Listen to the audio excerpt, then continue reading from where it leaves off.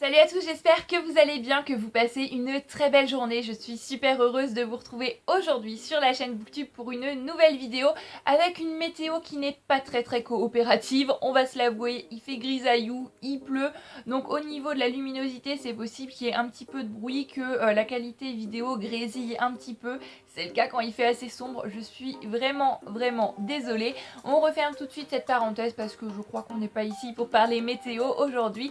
On est là pour parler du livre Le cœur en braille de Pascal Rutter paru aux éditions Didier Jeunesse.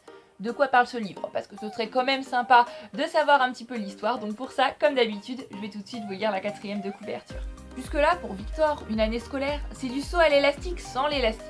Ce qu'il préfère, écouter les Rolling Stones, se gaver de loukoum avec son copain Aïssam, parler mécanique avec son drôle de père.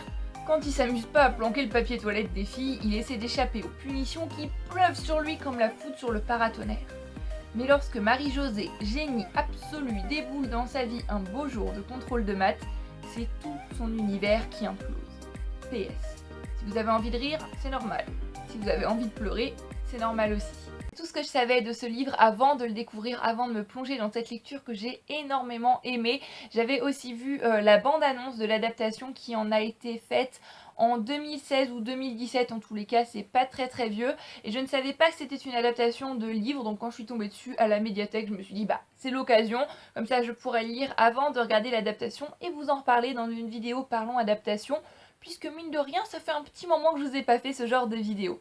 Je pensais que ce livre était un stand-alone, qu'une fois que je l'aurais terminé, l'histoire était bouclée, l'histoire était finie et je vais le considérer comme ça puisque pour moi, la fin se suffit amplement à elle-même. Pour le moment, j'ai pas envie de lire les autres tomes. En tous les cas, pas dans un futur proche et immédiat, ça arrivera peut-être plus tard. Mais je tiens quand même à vous expliquer un petit peu le truc. Donc Le cœur en braille, c'est le premier livre qu'a écrit Pascal Rutter. Ensuite, il a écrit 3 ans avant, qui est en fait un tome 0, qui est un préquel à cette histoire-là.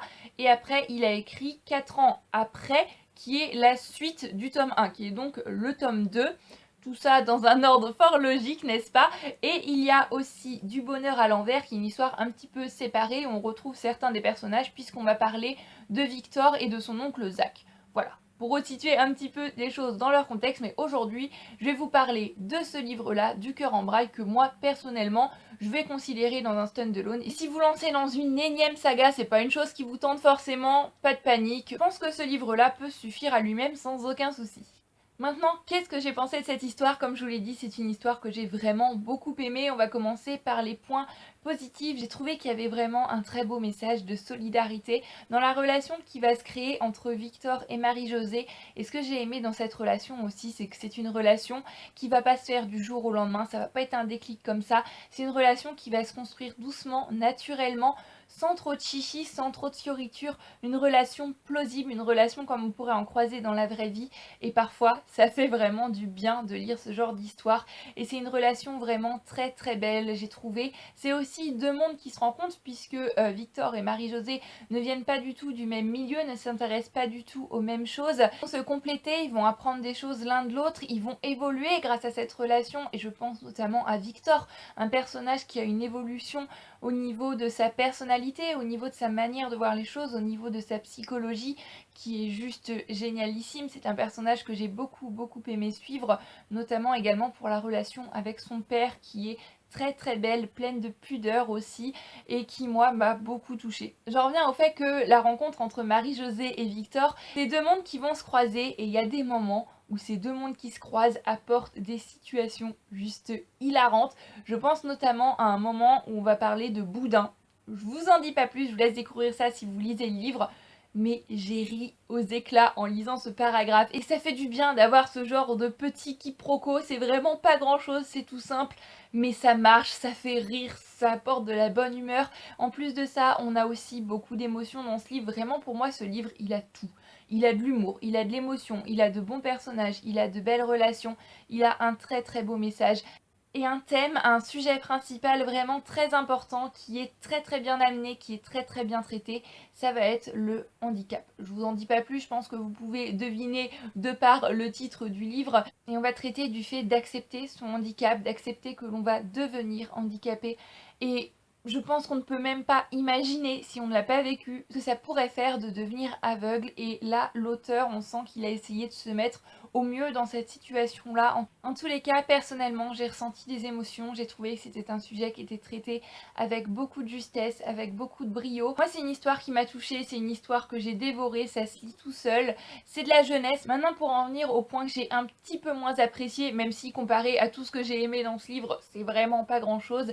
Déjà, on va parler de l'écriture de l'auteur. C'est un roman jeunesse, d'accord, mais j'ai trouvé que l'écriture était vraiment simpliste et fois un petit peu trop simple, j'ai trouvé, justement au niveau du vocabulaire, au niveau des tournures de phrases, mais je pense que c'est un choix totalement voulu de la part de l'auteur. Là, c'était qu'une question complètement personnelle. Une autre toute petite chose qui m'a dérangée, c'est à propos du personnage de Victor. Comme je l'ai dit tout à l'heure, c'est un personnage qui pour moi a une belle évolution, va évoluer dans sa tête, mais quand même à la fin du livre, il fait encore des remarques sur certaines personnes, des petites phrases, des petits mots qui font ressortir pour moi un petit peu ce mauvais côté qu'on colle à l'adolescence, que quand on est adolescent, forcément on devrait critiquer d'autres personnes. Des remarques sur d'autres personnages qui sont pas forcément toujours sympas, qui sont pas forcément toujours nécessaires. Même si on sent que pour le personnage lui-même c'est pas forcément quelque chose de méchant, ça reste quand même pas très sympa. Après peut-être que dans le deuxième tome il a évolué à ce niveau-là, je ne sais pas.